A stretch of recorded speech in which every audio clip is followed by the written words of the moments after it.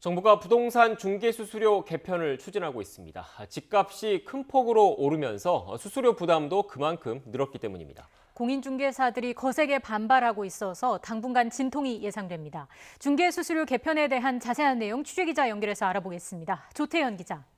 네, 조태현입니다. 네, 부동산 중개 수수료 개편을 추진하는 이유 자세하게 전해주시죠.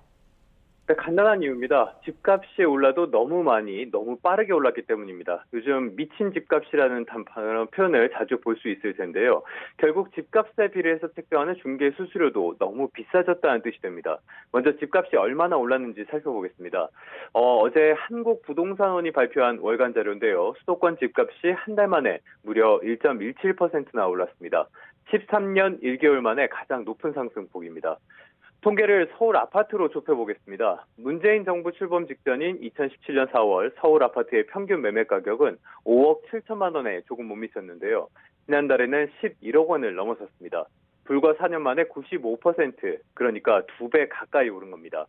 지난 정부 전체로 13%가 조금 넘게 올랐다는 점을 고려하면 문재인 정부 출범 뒤에 집값이 얼마나 빠르게 올랐는지를 체감하실 수 있을 겁니다.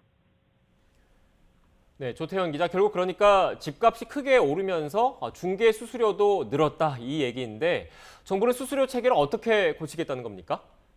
네, 정부가 어제 토론회를 앞두고 세 가지 개편안을 공개했습니다. 그 표를 좀 준비해 봤는데요. 내용이 다소 복잡한데 쉽게 설명하자면은 일하는 소비자에게, 3안은 공인중개사에게 상대적으로 유리하고요. 2안은 그 두 가지 성격을 담은 일종의 절충안입니다. 따라서 이 안이 정부가 실제로 염두에 두고 있는 안이라는 분석이 나옵니다.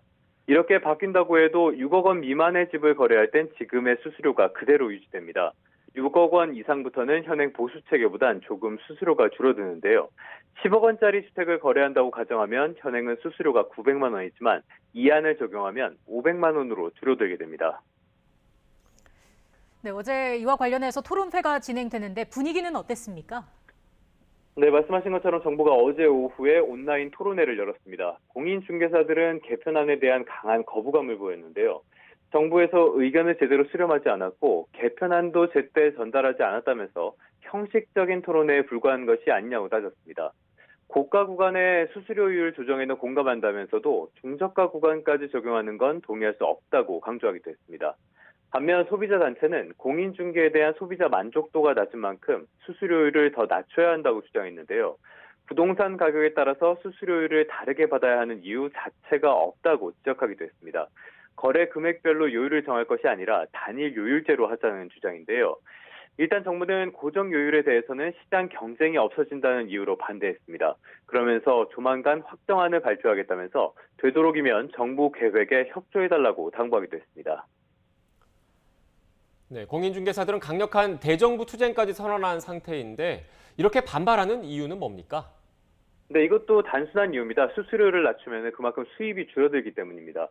또 다른 문제도 있습니다. 최근에 부동산 시장을 보면은 집값 폭등에 따른 피로감, 그리고 양도세 중과 등에 따른 매물 잠김 현상이 나타나면서 거래가 줄어든 분위기입니다. 실제로 지난 6월 기준으로 봤을 때 전국의 아파트 거래는 전달보다 6.2% 줄었고요. 작년 같은 달보다는 43.5%나 급감했습니다. 여기에 임대차 3법 처리 뒤에 전세 기간이 2년에서 2+2, 그러니까 4년으로 늘었죠. 임대차 시장과 관련한 계약이 사실상 절반으로 줄었다는 게 공인중개사들의 주장입니다. 집값 급등으로 수수료가 오르긴 했어도 거래가 줄어든 만큼 요율을 낮추면 생계에 문제가 생긴다는 주장이죠. 한국공인중개사협회는 정부가 정책 실패의 책임을 중개사들에게 떠넘기고 있다며 협회장의 단식 투쟁을 시작으로 전국 각지에서 반정부 투쟁에 나서겠다는 방침입니다. 결국 중개 수수료를 둘러싼 진통이 한동안 이어질 수밖에 없어 보이는데 해법이 있겠습니까? 근본적인 해결책은 역시 부동산 시장의 안정밖에 없습니다. 중개 수수료 갈등의 핵심 원인은 정책 실패에 따른 부동산 가격 폭등이라고 볼 수 있거든요.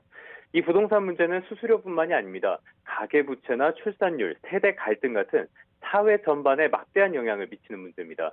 부동산 정책이 중요한 이유인데요. 문제는 대책을 남발하면서 정부가 시장의 신뢰를 잃었고 정책의 또 다른 축이라고 할 수 있는 더불어민주당과 청와대는 침묵만 이어가고 있다는 점입니다. 이런 상황에서 정부가 집값이 고점에 다다랐다는 경고만 반복하니까 시장에서는 전혀 먹혀들지 않는 겁니다.